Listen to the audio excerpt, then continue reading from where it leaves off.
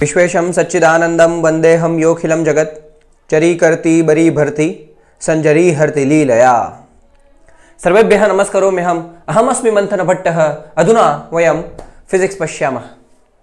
सो electrostatic 11th में हमने जब स्टार्ट किया था इलेक्ट्रोस्टैटिक, तो कूलम्स लॉ से स्टार्ट किया था कि हमारे पास दो स्टैटिक चार्ज है, उनके बीच में डिस्टेंस अगर r है, let's say static charge is q1 and q2, they are separated by distance r, तो force is proportional to the product of the charge and inversely proportional to square of the distance between them. So F is equals to 1/4 pi epsilon naught q1 q2 by r square, और general form में F is equals to 1/4 pi k epsilon naught q1 q2 by r square, where k is the permittivity, relative permittivity। k को dielectric constant कहते हैं। k is not permittivity, k is relative permittivity, epsilon divided by epsilon naught। Epsilon naught is permittivity of free space, 8.85 into 10 raised to minus 12 coulomb square upon Newton meter square or Farad divided by meter. That's the SI unit of epsilon naught, and epsilon naught is permittivity of any medium. And if we divide epsilon by epsilon naught, we get the relative permittivity K, जिसे हम dielectric constant of the medium भी कहते हैं, dielectric constant. तो ये सारी चीजें हमने डिटेल में सीखी है। Electric field, electric potential energy, torque acting on a dipole and many things.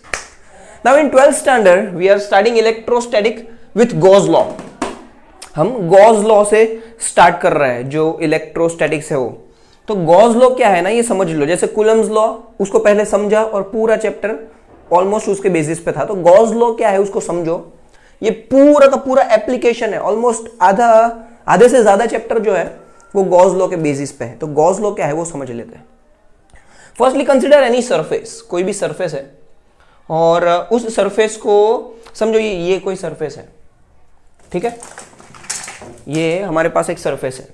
इस सरफेस को एक परपेंडिकुलर जो होगा इस सरफेस को, उसको हम कहेंगे नॉर्मल वेक्टर, ठीक है, या तो एरियल वेक्टर। तो ये सरफेस को, ये जो सरफेस है, या तो ये बोर्ड है, बोर्ड को परपेंडिकुलर है तो ये एरियल वेक्टर हो गया।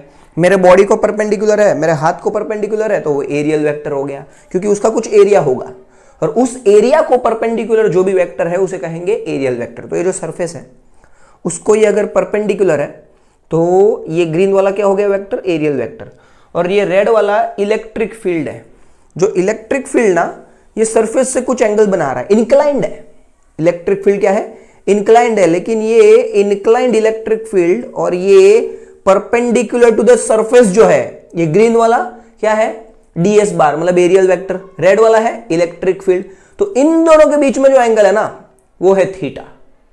इन दोनों के बीच में, मतलब किन दोनों के बीच में, एरियल वेक्टर और इलेक्ट्रिक फील्ड। एरियल वेक्टर और इलेक्ट्रिक फील्ड के बीच में जो एंगल है वो है थीटा। और अगर वो दोनों पैरेलल हो गए सो थीटा हो जाएगा 0।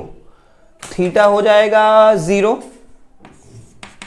तो कॉस 0 हो जाएगा 1। और ये चारों के चारों डेरिवेशन में थीटा हमेशा 0 होगा। ये इंपॉर्टेंट बात ध्यान रखो, थीटा 0 होगा, कॉस थीटा हमेशा 1 होगा, कॉस 0 हमेशा 1 होगा। और गॉस लॉ का ये फॉर्मूला है, ये एक बेसिक स्ट्रक्चर है गॉस लॉ का, जिसमें मैंने के भी ऐड किया है परमिटिविटी जनरलाइज्ड करने के लिए। रिलेटिव परमिटिविटी जो है के, उसको भी मैंने ऐड किया है जनरलाइज्ड करने के लिए। अब ये कहेंगे इसे क्लोज इंटीग्रल।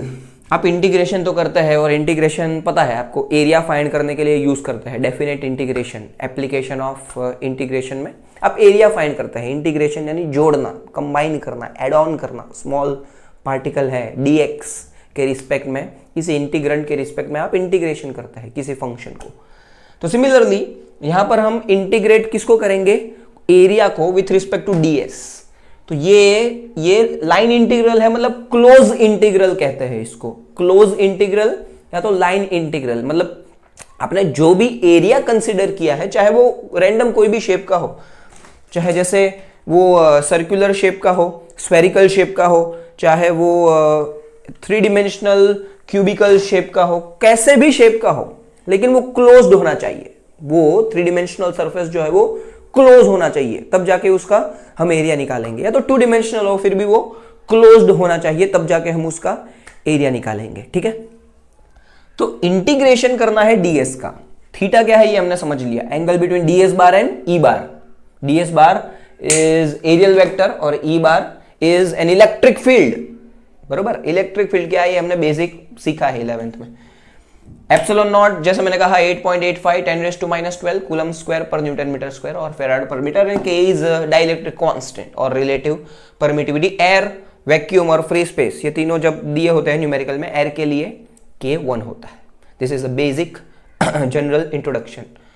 तभी के epsilon not E cos theta को बाहर निकाल लेते हैं। तो इंटीग्रेशन किसका करना होगा, लाइन इंटीग्रल, क्लोज इंटीग्रल किसका करना होगा, ds का करना होगा। किसका, ds का। और यही मेन है, ये जब 1 2 3 4 ये चारों डेरिवेशन करने हैं। चार्ज स्फीयर के लिए इलेक्ट्रिक फील्ड होती है sigma R square upon K epsilon naught small R square.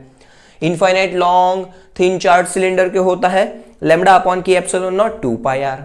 Just outside any charge body के लिए इलेक्ट्रिक फील्ड होता है sigma upon K epsilon not.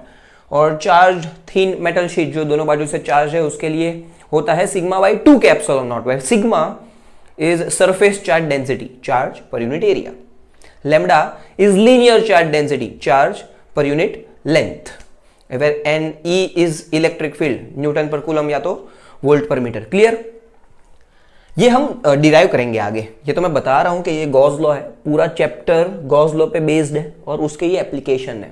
तो इंडिविजुअली हर एक वीडियो में ये फर्स्ट, सेकंड, थर्ड, फोर्थ ऐसे 4 अलग अलग वीडियो होंगे जिसमें इसकी इलेक्ट्रिक फील्ड में जो भी बोल गया, शायद अगर आपने पढ़ाई की होगी, रिवीजन कर रहे होंगे आप, तो आपको ध्यान में होंगे फॉर्मूले। अगर पहली बार पढ़ रहे हैं तो वो फॉर्मूला को इग्नोर करें, क्योंकि हम वो फॉर्मूला डिराइव करने वाले। मैं जो फास्ट बोल गया ना वो, तो जो रिवाइज कर रहा है उनको वो फॉर्मूला ध्यान आ जाएंगे। तो उसका मैं डेरिवेशन बताने वाला हूं सेपरेट वीडियो में। ये 1 2 3 4 चारों का डेरिवेशन अलग अलग से करेंगे, ठीक है। लेकिन गॉस लॉ को, उसकी प्रक्रिया क्या है, what is the methodology to apply Gauss law on any closed surface, let's find out. जब ये एक्सप्रेशन मैंने बता दिया TNEI, इसे क्या कहते हैं, TNEI, total normal electric induction. Normal electric induction क्या होता है वो हमने देखा था प्रीवियस सेशन में, प्रीवियस लेक्चर में, तो प्रीवियस वीडियो में। नॉर्मल इलेक्ट्रिक इंडक्शन जो है वो number of tubes of force passing from, कोई भी एक चार्ज दिया है, मैं समझो यूनिट चार्ज है, लेकिन समझो वो चार्ज Q है, Q वैल्यू है उस चार्ज की, Q कूलम है। So total normal electric induction is total number of tubes of force passing normally through given surface. जैसे ये कोई सरफेस है, बराबर, तो ये सरफेस से कितने ट्यूब्स ऑफ फोर्स नॉर्मली पास हो रहे हैं, कितने ट्यूब्स ऑफ फोर्स नॉर्मली पास हो रहे हैं, तो वो कितना हो सकता है, TNEI कहेंगे उसको, टोटल नॉर्मल इलेक्ट्रिक इंडक्शन। अगर 1 कूलम का है उससे पास हो रहा है तो वो है नॉर्मल इलेक्ट्रिक इंडक्शन। अगर Q कूलम का है उससे अगर पास हो रहा है तो उसे कहेंगे TNEI, total normal electric induction, और वो होता है is equals to summation of Q in.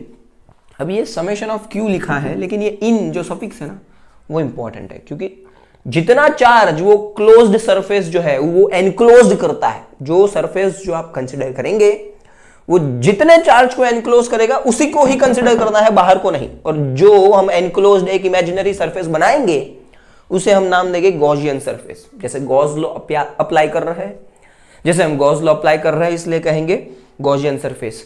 MEEC, magnetic effect of electric current के 12th के स्टार्टिंग में मैंने आपको बताया है कि एम्पियर्स लॉ में एम्पेरियन लूप कंसीडर करते हैं, ठीक है। और ये गॉस लॉ में क्या कंसीडर करेंगे, गॉसियन सरफेस।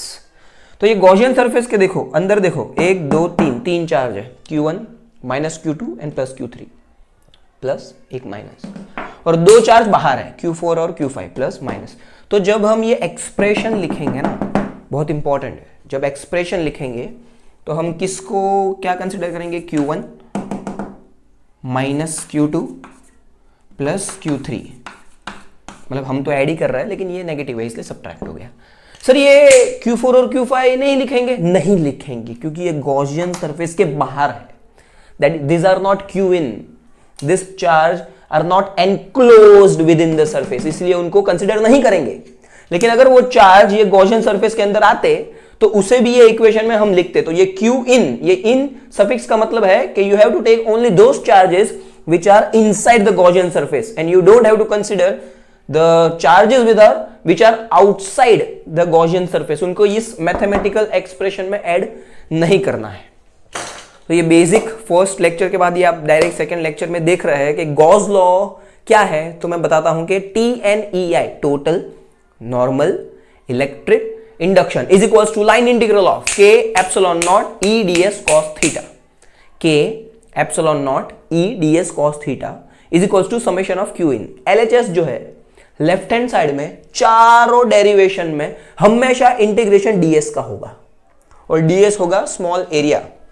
कोई भी जो सरफेस कंसिडर करेंगे, चाहे वो स्फीयर हो, चाहे वो कोई भी शेप का हो, चाहे सिलेंडर हो, चाहे थिन मेटल शीट हो, ये चार बहुत इंपॉर्टेंट डेरिवेशन है।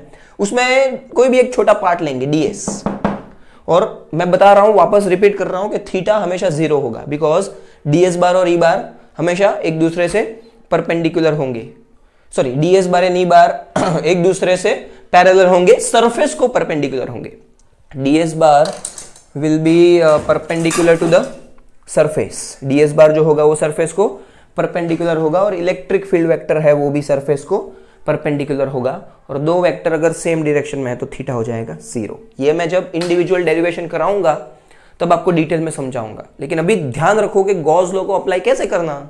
तो ये सब हमने जो डिस्कस किया कि LHS में ds का इंटीग्रेशन करेंगे, और RHS में सिर्फ Q इन है उसी को कंसिडर करेंगे, दूसरे चार्ज को कंसिडर करेंगे क्या? नहीं। मैथमेटिकल एक्सप्रेशन में लिखेंगे? नहीं लिखेंगे। तो ऐसे ही मजा करते रहिए, नई नई बातें जानते रहिए, आप फिजिक्स पढ़ते रहिए, मैं फिजिक्स पढ़ाता रहूंगा, क्योंकि फिजिक्स हमारा, फिजिक्स तुम्हारा। नमस्कार। तदे जति तन्नय जति तद्दूरे तद्वंतिके तदंतरस्य सर्वस्य तदु सर्वस्यास्य बाह्यतः।